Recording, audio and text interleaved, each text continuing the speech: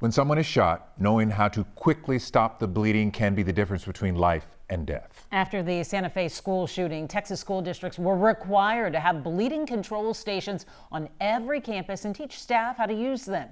Investigative reporter Cheryl Mercedes found out how many kids are in the Houston area's biggest school districts and if teachers are being trained to use them.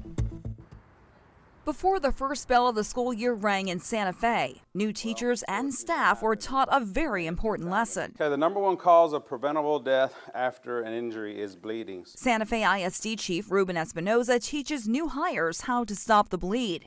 It's a course on how to render immediate medical aid to wounded students before trained professionals arrive. Like in the Uvalde incident, what happened? There's a lot of people that bled out, right? Every classroom in Santa Fe ISD is equipped with what's known as a lockdown bucket. Chief Espinoza says it includes everything a teacher would need to treat a wounded student. This is what you're going to find in your Stop the Bleed kit. The state passed a law in January of 2020 requiring all schools to have bleed control stations and train staff how to use them. KHOU 11 Investigates surveyed the 10 largest school districts in Greater Houston to find out how many kits are on each campus, where they are located, and how often teachers are trained.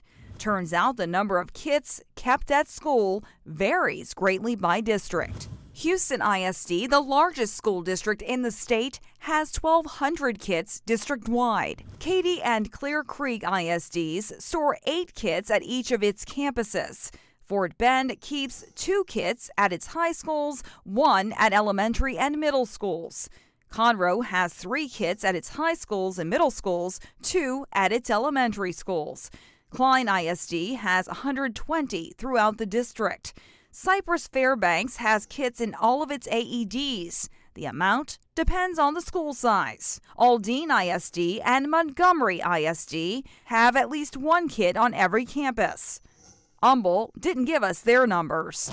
Most school districts host training at least once a year as part of their annual district training.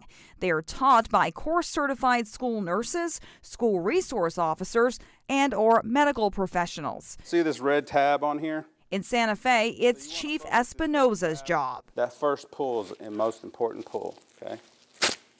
You want to get it as tight as you can. Teachers also learn how to use gauze to pack a wound and stop the bleed. Sácalo. Okay, con dos manos.